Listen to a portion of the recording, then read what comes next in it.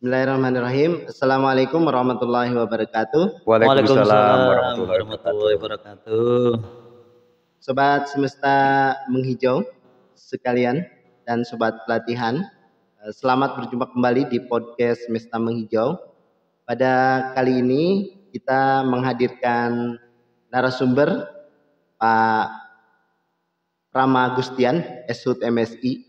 Beliau adalah Hujai Suara di Balai Penyuluhan ya, BP 2 SDM wilayah 3 Rumpin Bogor ya. Kali ini kita akan membahas apa Pak Abid? Kita bahas skenario pelatihan lagi. Oh, skenario pelatihan tentang kebakaran ya, karhutla ya. Karhutla. Ini pas musim mau kemarau. Ya, menjelang ya. Menjelang. Ya. Dan Pak Prama ini sudah kali ketiga ya. Jadi narasumber ini Janggal Survive, uji kompetensi Polhut dan ini pas menjelang kebakaran. Biasanya muncul pas mau momen-momen ya, kemarin pas mau uji kom gitu. Ya, betul. Ini juga memang di minggu depan ya, rencana kita akan melaksanakan pelatihan ini. Singkatnya katanya Fire Crew kata Pak. Fire Crew 1 ya. Dan di lokasinya di tempat-tempat yang rawan kebakaran. Yang rawan kebakaran dan kebetulan ya langganan di Kalimantan Barat ya. Yang wilayah pelayanan kita ya.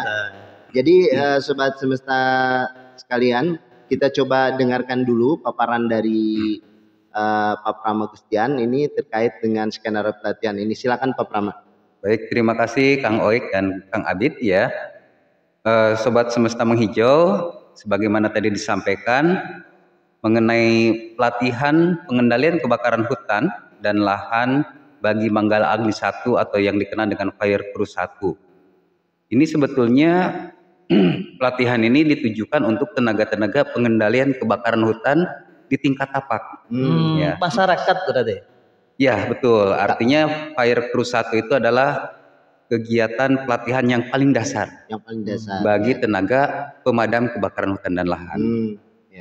Sehingga kalau kita lihat pesertanya pun ini cukup beragam. Kalau namanya di situ kan bagi Manggala Agni ya.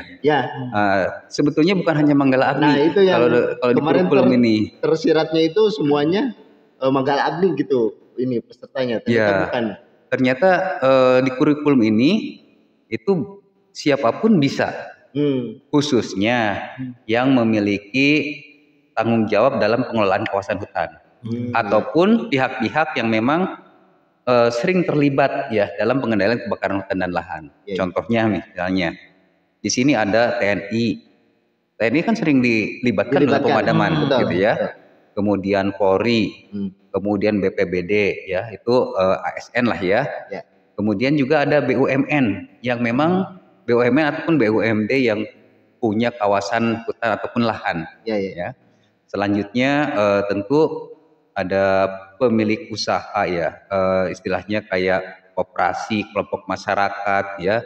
Kelompok masyarakat mereka kan punya kawasan hutan yang memiliki izin perhutanan sosial, ya kan? Tapi terkait dengan di lahan juga itu kan di luar kawasan hutan itu juga yang ada yang pemilik lahan ada kewajiban untuk menjaga terhadap ini juga kebakaran lahannya. Betul. Jadi memang agak sulit dipisahkan antara lahan dan hutan.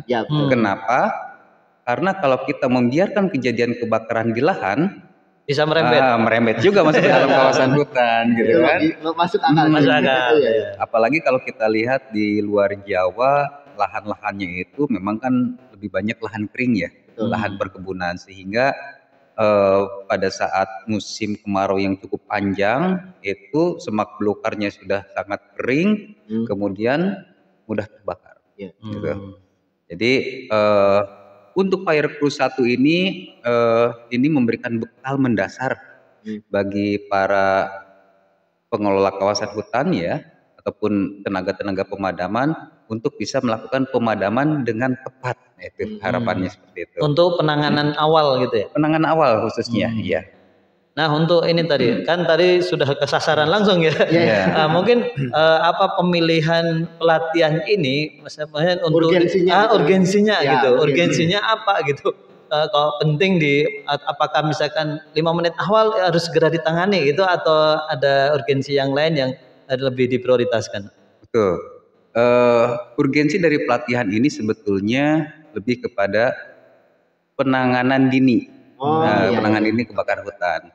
Jadi kebakaran hutan itu ada 3 sebetulnya ya yang tahapan kegiatannya.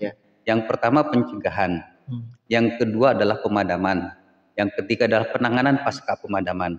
Nah, pelatihan Fire Crew 1 ini lebih ditekankan kepada yang pertama, pencegahan sebetulnya, ya, pencegahan. Walaupun di dalam pencegahan ini ada sebetulnya pemadaman dini. Pada saat api itu mulai menyala, nah kita harus bisa cepat mematikan gitu. Sebelum api membesar. Sebelum api membesar. Tertangani. Harus kita segera kita tangani gitu ya. Jadi kalau kita nanti lihat struktur kurikulumnya memang dikhususkan untuk upaya penanganan dini ataupun pencegahan. Ya, kalau pencegahan berarti ini kaitannya dengan segitiga api ya Pak Prama ya? Ya betul. Segitiga api ya. Jadi gimana supaya salah satu di antara segitiga itu terhalang? Ya insya Allah kebakaran nggak terjadi gitu. Ya, memang dari konsep kebakaran itu kan konsepnya sederhana ya. Ada sumber api ataupun sumber panas gitu kan, kemudian ada bahan bakar, kemudian ada oksigen gitu ya. 3 komponen itu kita antisipasi, hilangkan salah satu maka kebakaran itu akan berhenti. Konsepnya sederhana. Itu kalau masih kecil ya. Kalau masih kecil. Ya, jadi kalau kita melihat kita masuk ke dalam struktur nih, ya rekan-rekan semua, apa sih yang ada di dalam, apa sih yang dipelajari selama pelatihan ini, gitu ya. Jadi kalau kita bicara apa yang dipelajari pelatihan ini, yang pertama adalah pelatihan ini memang sudah distandarisasikan. Ya, maksudnya gimana? SKKNI. Sudah ada SKKNI. Berarti pelatihannya berbasis kompetensi. Berbasis kompetensi. Artinya memang standar yang standar materi ini sudah ada ketentuannya, gitu ya. Nah, untuk pelatihan ini kita memang membagi menjadi 3 bagian pokok, ya. Ada kelompok kompetensi dan ada kelompok non kompetensi. Apa maksudnya? Nah, kalau yang kompetensi itu adalah materi-materi yang memang sudah sesuai dengan standar SKKNI, itu harus ada. Ya. Kalau yang non kompetensi adalah hal-hal yang tidak ada di dalam standar, tetapi wajib diberikan kepada peserta. Ya. Yang non kompetensi itu seperti apa? Yang pertama adalah penjelasan program. Pengarahan program. Sehingga ya setidaknya peserta itu tahulah selama 52 JP ya, atau selama 6 hari itu kita mau belajar apa, gitu ya.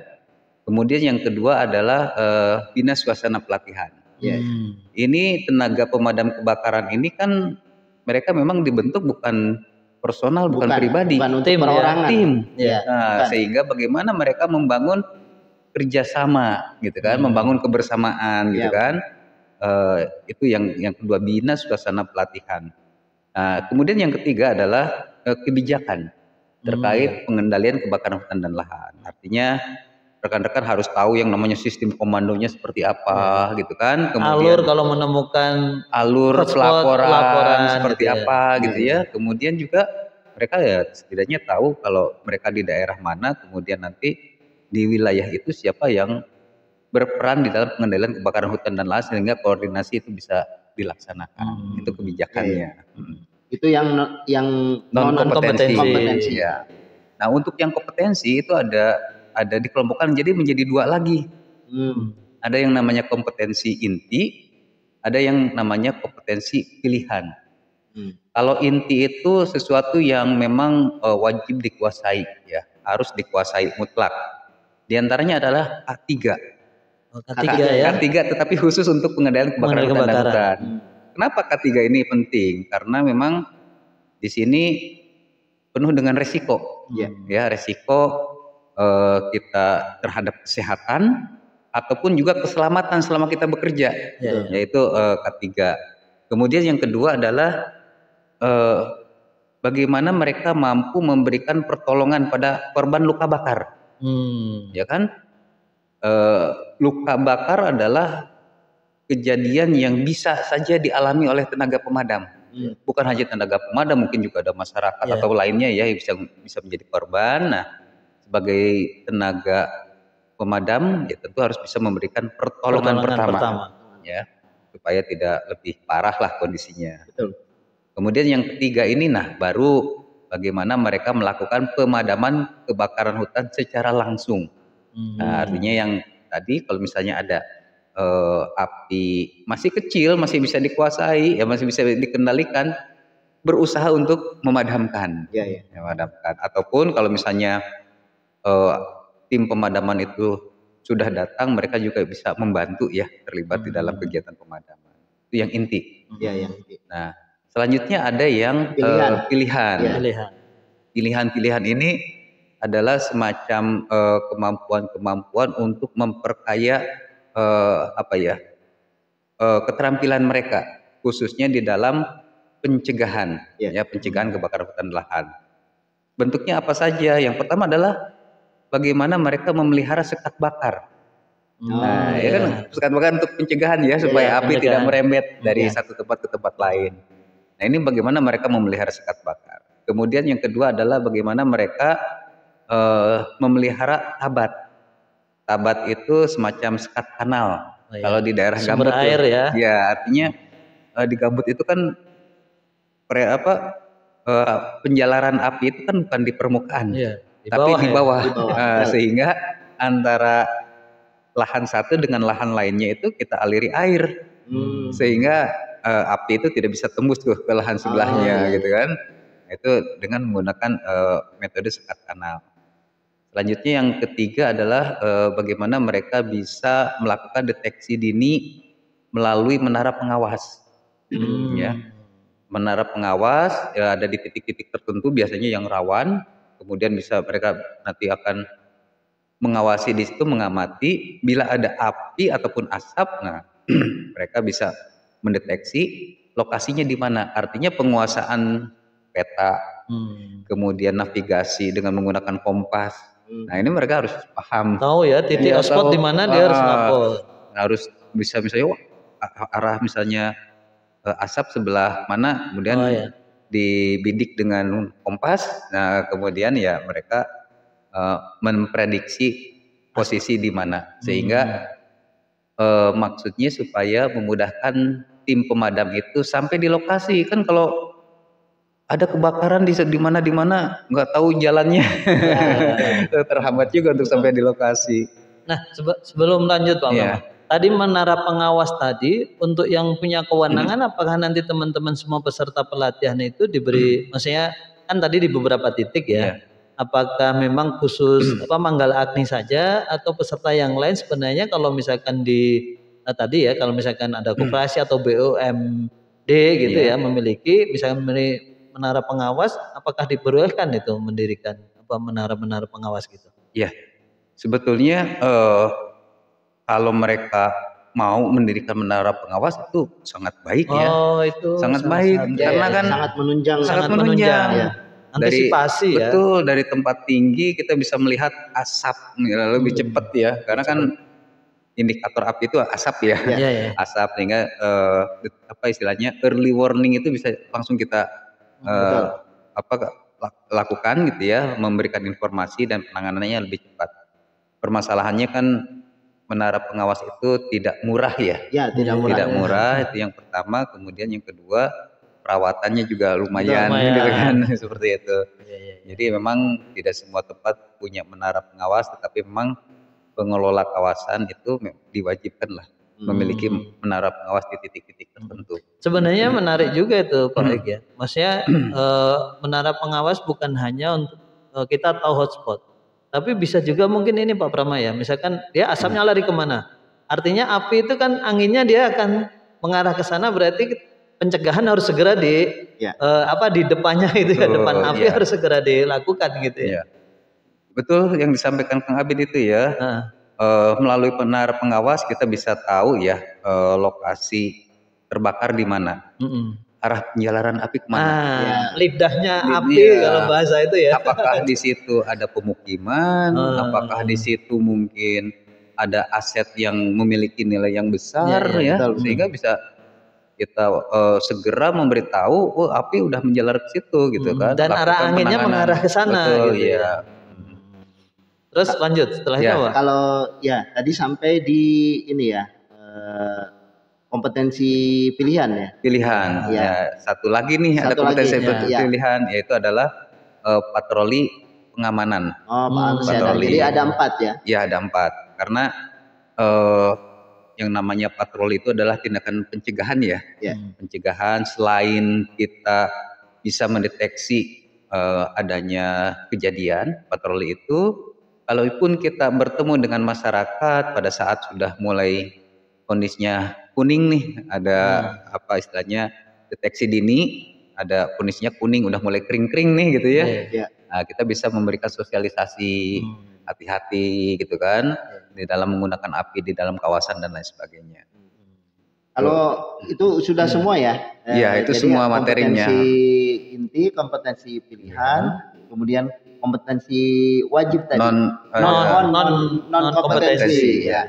Terus kalau dari mata pelatihannya juga itu yang sudah disebutkan tadi. Ya, itu kompetensi tadi itu menjadi mata pelatihan di dalam diklat ini. Ya. Kalau indikatornya sendiri apa, Pak? Tadi kan ada untuk yang kompetensi dulu ya. Iya.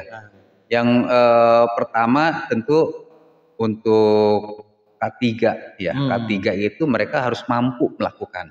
Mampu melakukan. Artinya memang kita teman-teman nanti yang peserta pelatihan itu akan mempraktekkan ya bagaimana misalnya K3 itu menggunakan APD, alat pelindung diri ya seperti itu.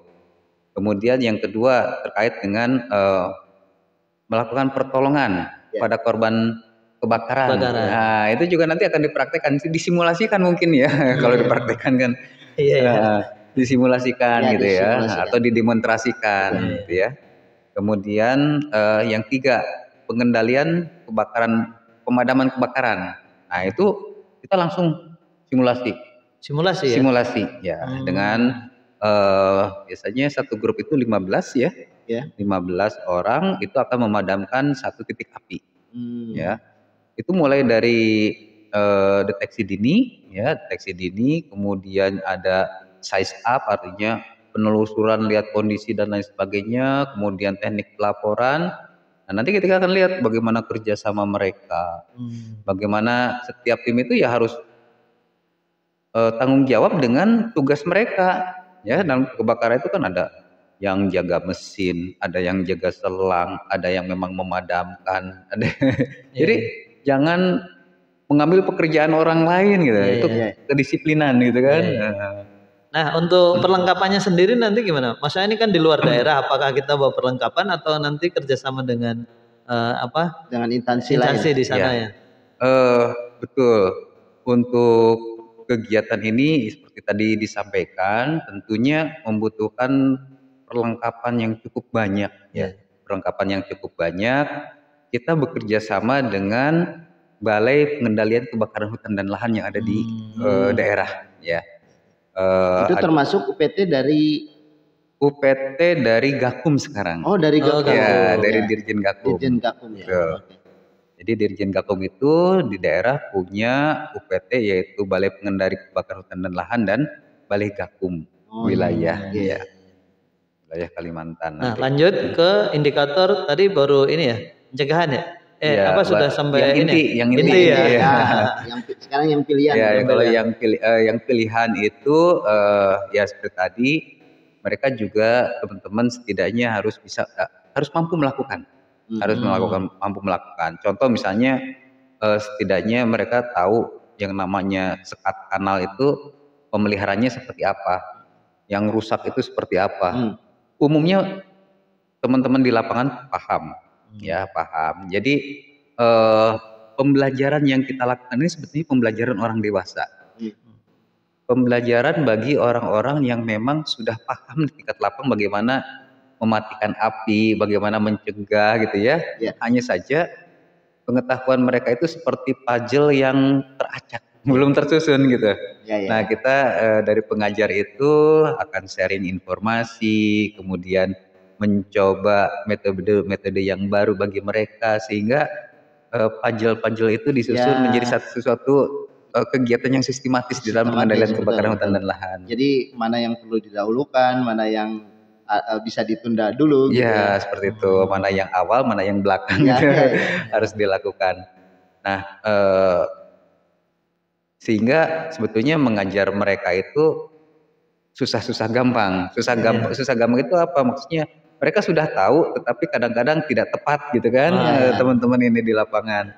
Sehingga bagaimana kita merubah perilaku ya, kebiasaan yang mungkin tidak tepat, kita rubah sedikit menjadi sesuatu yang lebih perfect lagi lah, lebih sempurna lagi gitu hasilnya. Nah ini Pak Prama, saya tadi sempat terlintas ini Pak. Kan sebenarnya kalau teman-teman ya setiap aktivitas itu kan pasti ada SOP ya. Nanti di dalam pelatihan itu disempatkan nggak misalkan coba ini SOP-nya mereka nih, terutama yang sudah menangani kebakaran ya, tepat nggak sih sebenarnya gitu dengan SOP yang ada gitu. Itu kan misalkan teman-teman mengorganisir langkah-langkahnya seperti apa. Kan kadang kalau di lapangan suka dilewati tuh. Padahal kalau misalkan terjadi sesuatu, coba SOP-nya mana? Oh ini ada yang kelewat nih gitu. Apakah disempatkan gitu juga nanti? Betul Kang Abid. Jadi SOP di dalam pengendalian kebakaran hutan dan lahan ini memang menjadi acuan. Ya, menjadi acuan. Nah, inilah yang akan kita lihat dari simulasi-simulasi yang kita lakukan. Contoh di dalam pengendalian nanti, itu akan kelihatan nanti biasanya. Iya. Ini kebiasaan atau kebiasaan. Jadi semua menjadi mandor. Semua menjadi mandor gitu.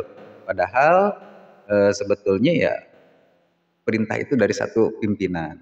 Nah, biasanya setelah mereka melaksanakan simulasi, kemudian baru kita sampaikan. Apa ini SOP-nya? Sebetulnya SOP udah kita sampaikan kepada mereka. Sampaikan dulu kepada mereka. Mereka paham, mereka tahu. Tapi pada saat di lapangan kadang-kadang lupa karena panik dan buru-buru. Nah itu nanti kalau sudah selesai, itu kita evaluasi apa yang salah segala macam gitu ya. Termasuk juga penggunaan APD.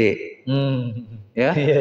Kadang-kadang menganggap sepele. Menganggap sepele misalnya ribet pakai helm gitu kan. Ribet atau pakai masker gitu kan. Jadi sesek gitu ya. Atau misalnya ya banyaklah yang dilakukan gitu ya. Nah, ini juga istilahnya sebetulnya itu untuk keselamatan mereka sih gitu ya. Itu selalu kita ingatkan di dalam proses pelatihan. Ya, betul pentingnya itu ya mengevaluasi dalam kegiatan simulasi. Kan ini baru simulasi ya. Simulasi. Apalagi kalau di kejadian nyatanya. Mungkin ya ditambah kepanikan yang karena kenyataannya misalnya kejadian begitu biasanya lebih panik kalau ini biasanya.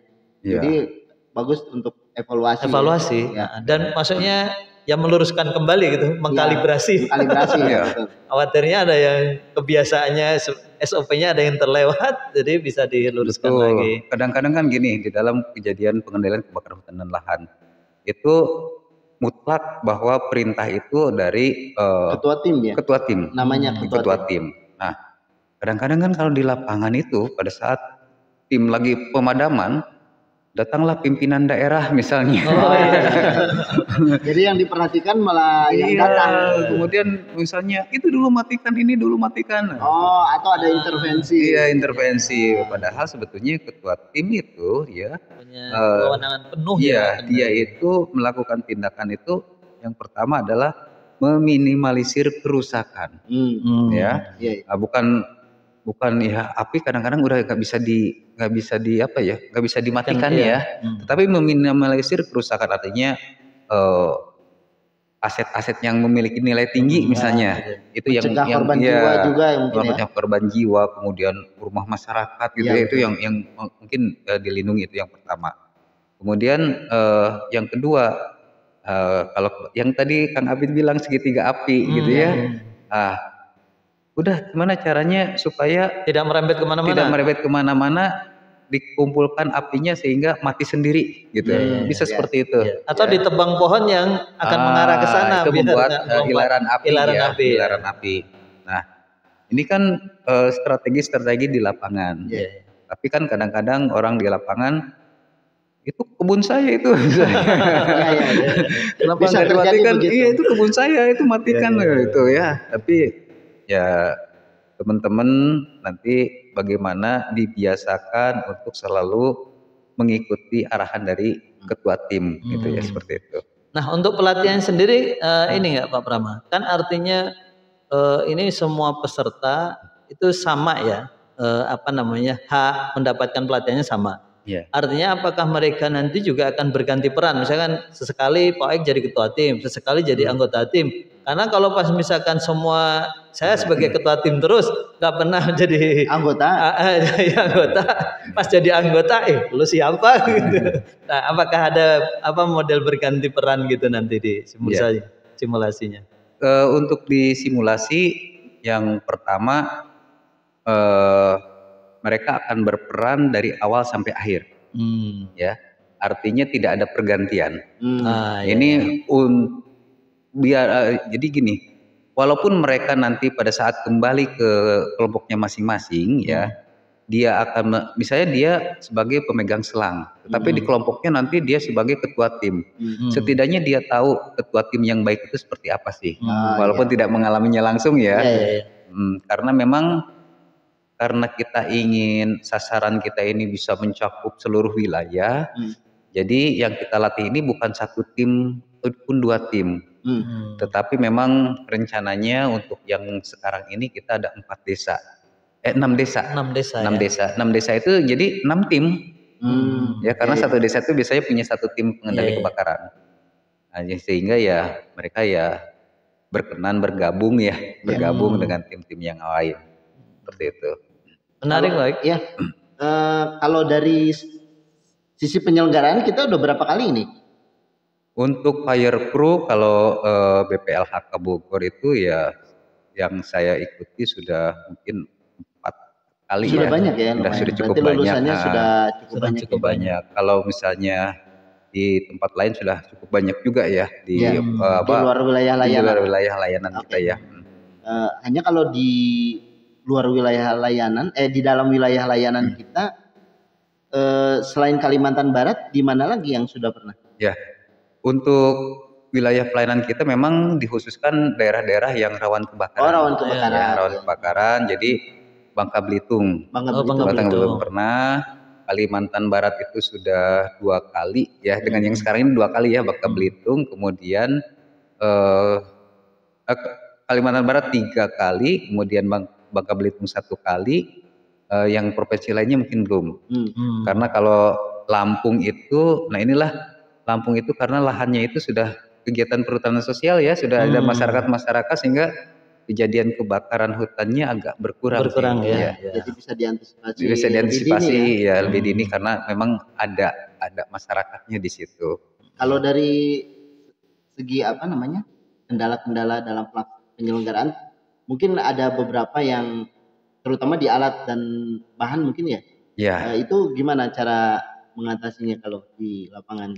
Betul. Memang jadi begini. Di dalam latihan itu kan kita menggunakan alat-alat yang standar. Standar. Contohnya gepioknya standar gitu ya. Kemudian ada plastik, kemudian ada garu pacul dan lain sebagainya, itu kan standar pemadaman ya, karena memang ya kita menggunakan sesuai dengan teori yang ada. Kompetensi soalnya ya. Iya, kompetensi. Iya, betul. Ini pada kenyataannya masyarakat itu nggak punya di lapangan nggak punya gitu ya. Ya, yang mereka punya itu biasanya pompa, selang gitu ya, karena mereka tuh biasanya tim, mereka sudah tim ya, pompa, selang, kemudian ya jet shooter untuk itu mereka punya gitu. Tetapi malah perlengkapan manual itu mereka nggak punya, nggak punya. Sehingga itu sering menjadi kendala, Pak, nggak ada alat-alat kayak gini di tempat kami gitu kan.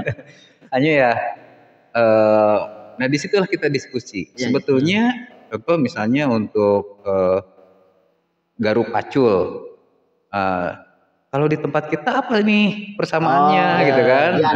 Analogikan. Ya. Oh Pak itu ada cangkul gitu kan? Oh itu Pak bisa pakai parang misalnya, bisa pakai sekop dan lain sebagainya. Sehingga ya kita bisa substitusi ya dengan alat-alat yang ada di masyarakat. Ada yang tersedia dan memudahkan ya. Betul, nggak harus nunggu standar. Yang penting tujuannya api cepat tertangani lebih dini.